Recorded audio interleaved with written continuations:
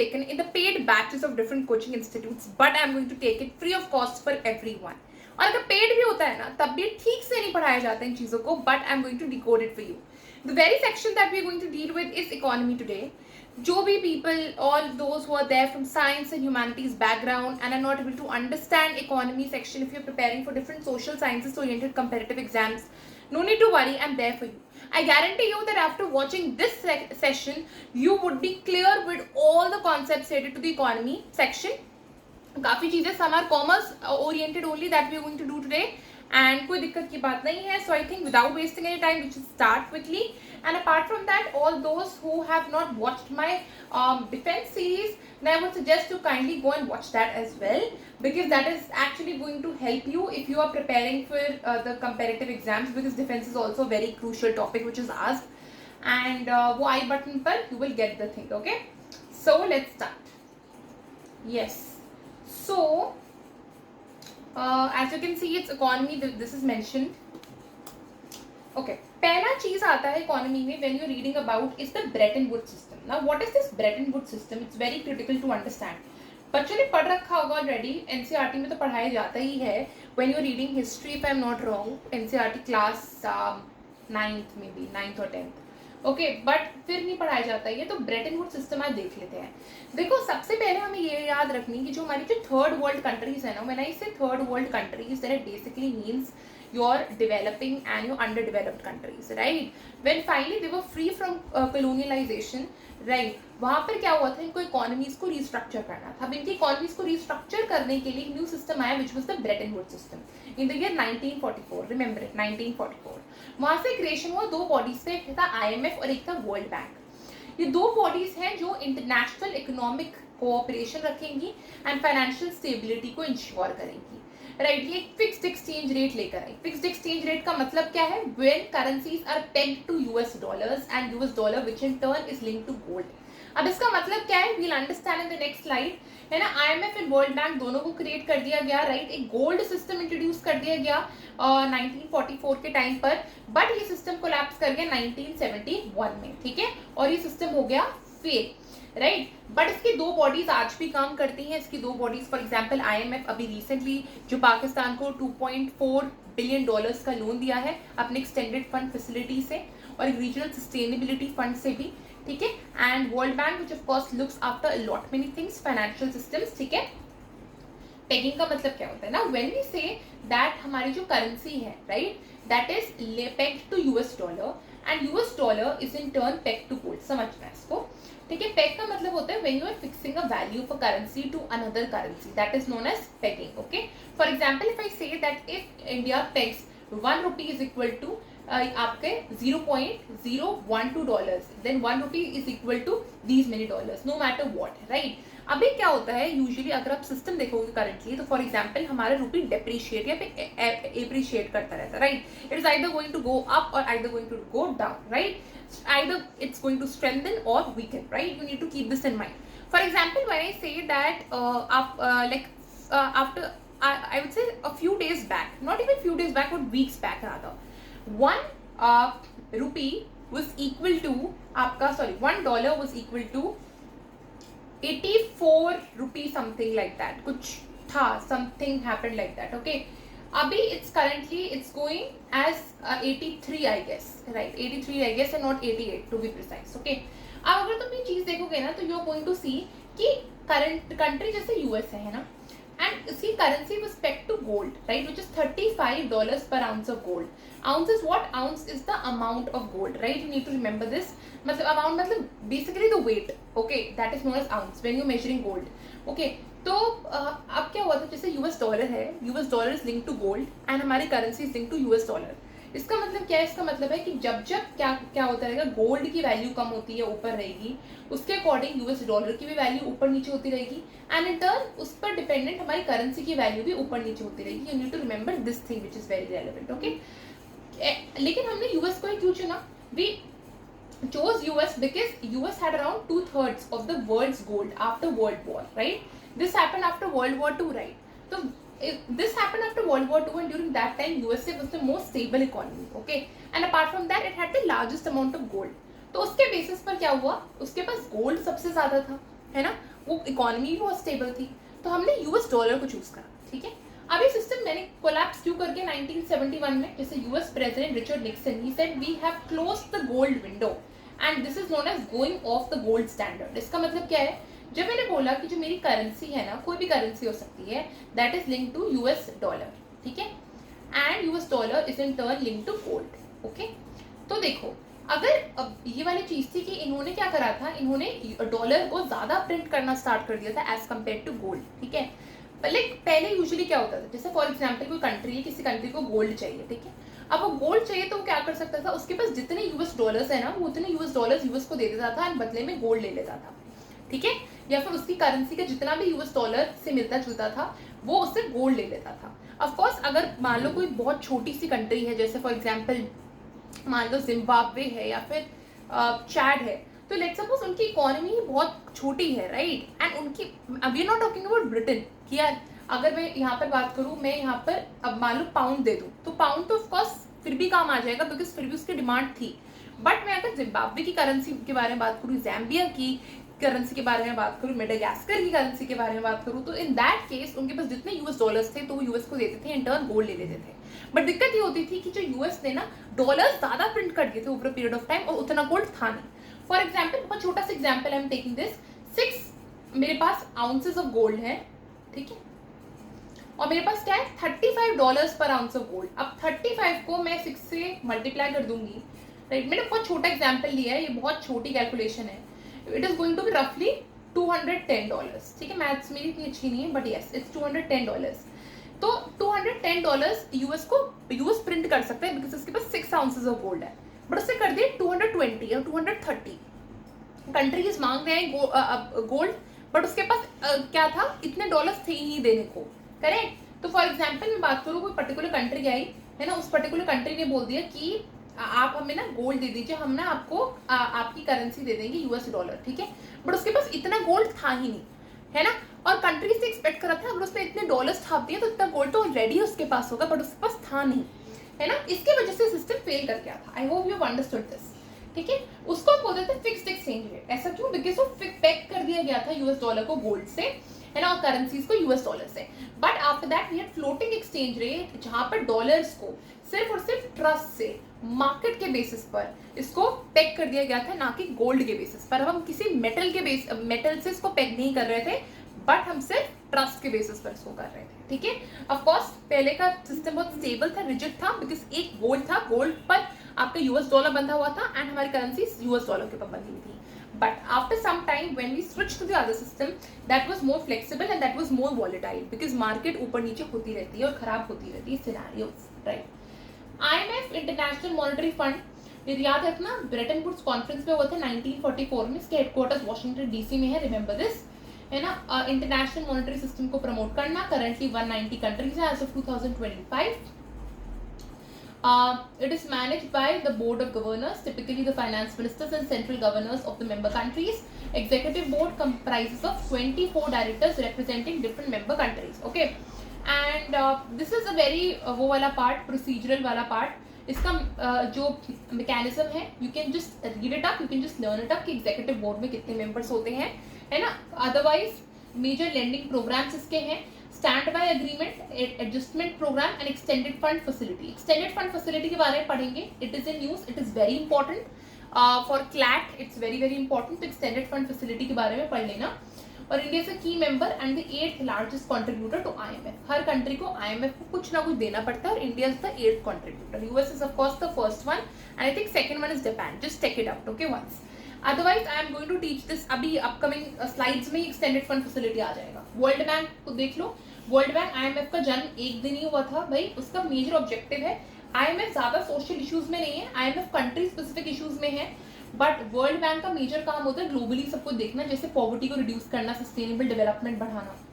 इसके बहुत सारे ऑफकोर्स बहुत सारे branches establish, not even branches but different types of organs, like if I say international bank for reconstruction and development, I say multilateral investment guarantee agency and incentive for settlement of investment disputes. ये सब इसके लिए छोटे छोटे organs है जो establish है, इतने न्यूज में रहते नहीं, मेजरली वर्ल्ड बैंक की न्यूज में रहता है, बट इसके ऑर्गन्स को लर्न करना बहुत इंपॉर्टेंट है।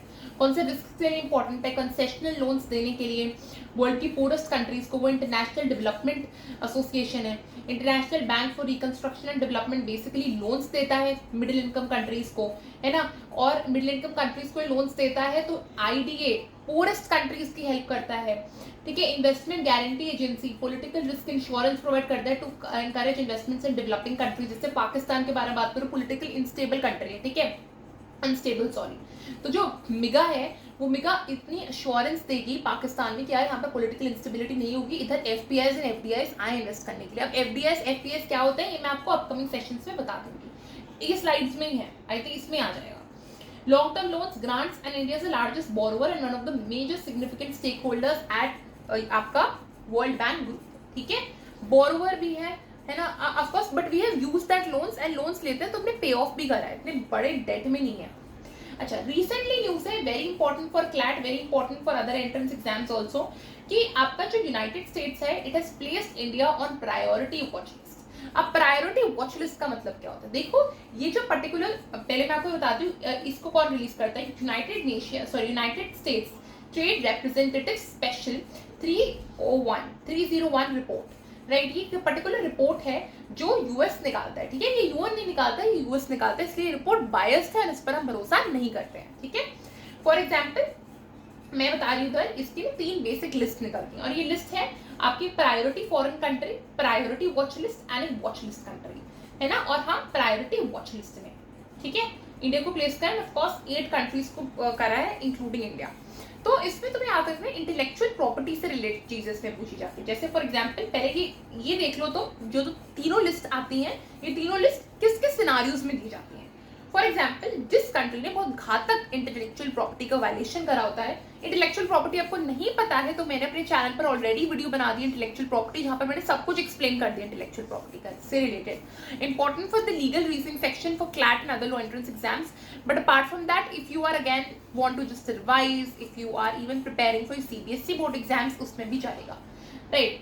प्रायोरिटी फॉरेन कंट्री, ठीक है, उस केस में होता है तुम्हारा हाईएस्ट लेवल ऑफ वायलेशन होता है, इस पर ट्रेड सैंक्शंस लगा दिए जाते हैं, रेयरली यूज, बट इंडिया और चाइना इसमें पास पहले भी आ चुके हैं। स्ट्रॉन्ग मॉनिटरिंग में प्रायोरिटी वॉच लिस्ट हाई होता है, वॉच लिस्ट में मॉडरेट है, कुछ आसियान कंट्रीज, अफ्रीकन कंट्रीज हैं। अब इसका मतलब क्या होता है, देखो मैं आपको थोड़ा सा एक्सप्लेन कर देती हूँ। जैसे मैंने बताया ना कि ये यूएस ही लगाता है, तो ये यूएन ऑफ कोर्स नहीं है और हम यूएन के द्वारा अगर रिलीज नहीं करा जाता तो हम इस पर भरोसा भी नहीं करेंगे। अब कैसे है, देखो हमारा जो पेटेंट्स एक्ट है ना 1970 का, इसका ये वाला पढ़ो आप एग्जाम्पल, ठीक है, section 3D of the patents act 1970। Remember this, I am going to float this PPT also, so no need to worry. Mere discovery of a new form of known substance which does not result in the enhancement of the known efficacy of the substance, तो उस case में इसको patent नहीं माना जाएगा। अब देखो समझो मेरी बात को, अगर एक आइटम है, फॉर एग्जांपल एक मेडिसिन है, जो मेडिसिन कैंसर को क्योर करती है, कैंसर को क्योर करने के लिए वो जो दवाई है, वो जो पर्टिकुलर दवाई है, लेट्स सपोज उसको लेना चाहिए ट्वाइस अ डे, ठीक है, ट्वाइस अ डे हम उसको लेते हैं कैंसर को क्योर करने के लिए, लेकिन कुछ उसका पेटेंट कारण पूरा टेन्योर होता है, right, which is of 20 odd years, okay, 20 odd years का पेटेंट का टेन्योर होता है। एंड मान लो वो दवाई 20 साल यूज हुई, 20 साल बाद अब फाइनली उस दवाई का टेन्योर खत्म होने को आया है। अब जब उस दवाई का टेन्योर खत्म होने को आया है तो वहां पर थोड़ी सी ना ट्विक्स कर दी है साइंटिस्ट ने, और जो जिस बंदे ने manufacture of that particular medicine tweaks कर दी कि यार अगर इसको ट्वाइस अ डे लेना पड़ता है कैंसर को क्योर करने के लिए, या फिर कैंसर के आई वुड से थोड़ा सा ट्रीटमेंट को अम्यूलोरेट करने के लिए, तो अब आप वंस अ डे ले लो, ठीक है। तो वंस अ डे क्या ये न्यू डिस्कवरी है? No, it's not a new discovery. And यही सेक्शन 3D बोलता है पेटेंट्स एक्ट का, right, evergreening of patents. Evergreening of patents का भी यही मतलब होता है। तो बेसिकली जब यूएस की बहुत सारी मेडिसिन आती है इंडिया में और उनका पेटेंट का टेन्योर खत्म होने को हो रहा होता है, इंडिया में पेटेंट का टेन्योर खत्म होने का यही मतलब है कि उससे सेम फॉर्मूला से या फिर सेम इंग्रेडिएंट से, फॉर्मूला बेसिकली सेम फॉर्मूला से आप इंडिया में या फिर कोई और मैन्युफैक्चरर वो दवाई इंडिया में बनाकर नहीं बेच सकता है। So you need to remember this कि जो वो चीज है वो इंडिया में बनाकर नहीं बेच सकता, वो पर्टिकुलर दवाई, वो सेम फॉर्मूला का, जब तक वो टेन्योर चल रहा है इंडिया में यूएस का।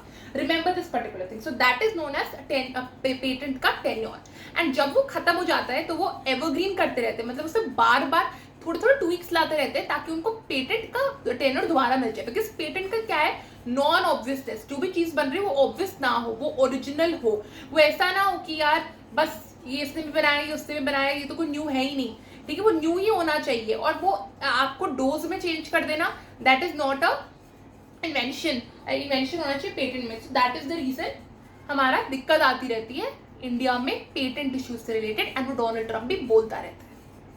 समझ में आया? अपने डोमेस्टिक यूजर्स को ऑफकोर्स हमारे लॉस इसलिए ऐसे हैं ताकि हम डोमेस्टिक प्रोड्यूसर्स को भी थोड़ा बूस्ट दें, that is also very relevant. और काफी सारी चीजें हैं भाई कि तुम्हारा इन्फोर्समेंट जो है आईपी लॉस का वो बड़ा खराब है, एडमिनिस्ट्रेटिव इश्यूज बहुत ज्यादा हैं ठीक से, piracy and counterfeiting hubs and national state law enforcement ठीक से कोलैबोरेट नहीं करते, ठीक है, फाइन। और भी बहुत सारी चीजें, जैसे अगर आपको एप्पल वाला, नॉट एप्पल बट पोटैटो वाला केस याद हो, I am not actually able to recall the exact name of that particular case, but ये आया था ना एक पर्टिकुलर पोटैटो की वैरायटी इधर उगाएंगे और चिप्स बनाएंगे, जब एक यूएस कंपनी आई थी, उस केस में बहुत दिक्कत आई थी फार्मर्स को, right, and at the end of the day we only won the case. The US company did not win the case and wanted to get the IP protection of the Indian biological resources, जो last line आपकी second last line लिखी हुई है, but वो नहीं हुआ था। ये सिंपल साइड। चलो, finance commission, remember this, very important for different comparative exams. 280 article में ये स्टैब्लिश है, प्रेसिडेंट ऑफ इंडिया स्टैब्लिश करता है हर 5 सालों में। Where is my pen? Yes. First finance commission K C Neogy, latest finance commission 16th commission was established, constituted 2023, effective from 1st of April 2026 to 2031।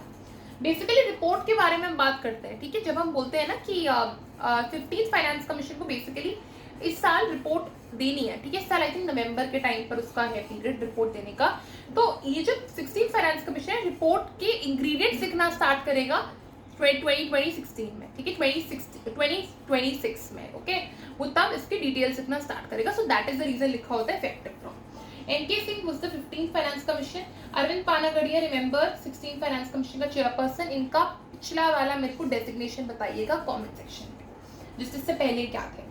Distribution of tax and revenues between central and state government, vertical devolution, right, centre state, horizontal devolution. देखो devolution का मतलब क्या होता है, recommendations are advisory and not binding on the government. Of course government देखेगी जो उसको करना है, द फाइनेंस कमीशन के रिकमेंडेशंस आर नॉट बाइंडिंग।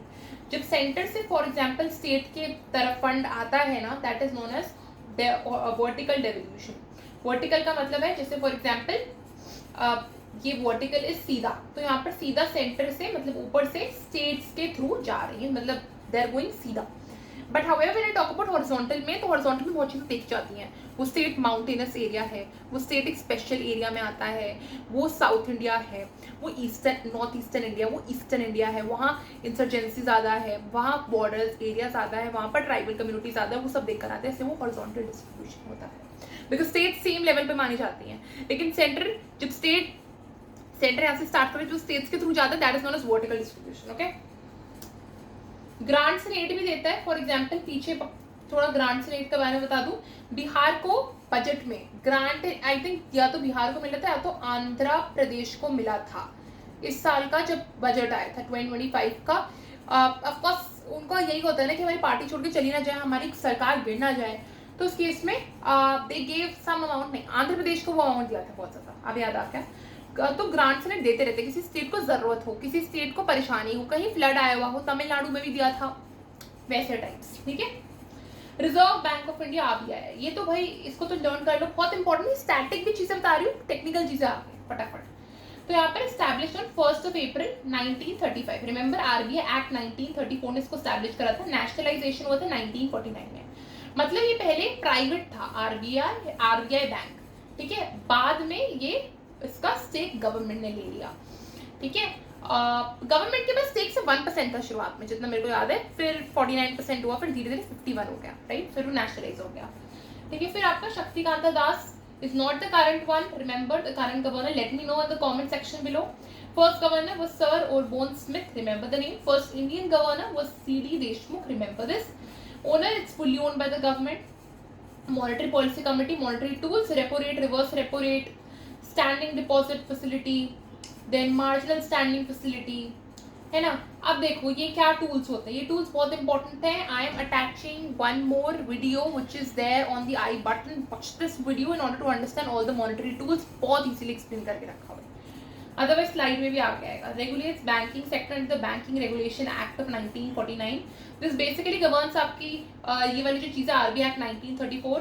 क्या आरबीआई का एस्टैब्लिशमेंट, आरबीआई की मेन अंदर बॉडीज क्या क्या होती हैं. बॉडीज मतलब मेजरली हम talking about what people do, what are the functions of different people, right. But यहाँ पर कैसे इसका रेगुलेशन होता है, what are the procedures that we need to follow, etcetera etcetera.